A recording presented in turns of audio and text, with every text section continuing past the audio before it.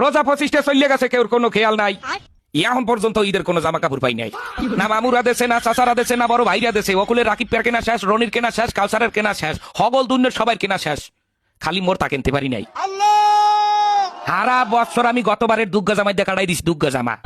দুগ্গা জামাই দিয়া একটা বছর আপনারা কেউ কাটাইতে পারতেন না? আমারে কয়েন আপনারা কেউ পারতেন?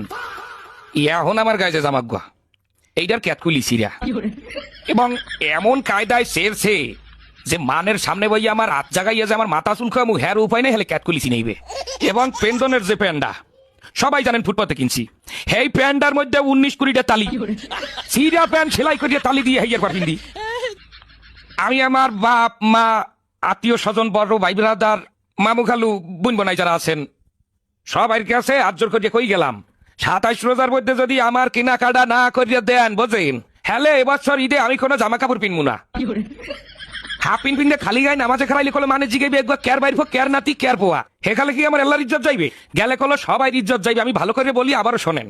স্বাস্থ্য মামা তো দুলা ভাইরা, চাকরিজীবী বড় ভাইরা, মামু খালু চাচা ফুপারা একটা একটা পাঞ্জামি দিলেও আমার কলো 15-16টা পাঞ্জামি হয়ে যায়।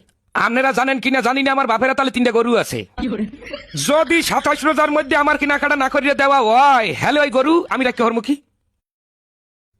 ওই গরু আমি আডে উড়াইয়া বেচছে পেটটা ভরিয়ে খামু, বন্ধু বান্ধব লইয়া ববের খাওয়া খাইয়া মার্কেটে যাই, কিন্তু সবটা মার্কেটে খরচ করবো। আপনারা অনেকেই কইতে পারেন যে এটা অসম্ভব কাজ, কিন্তু অসম্ভবকে সম্ভব করা অনন্ত জলিলের কাজ, এটাও আপনাকে মাথায় রাখতে হইবে।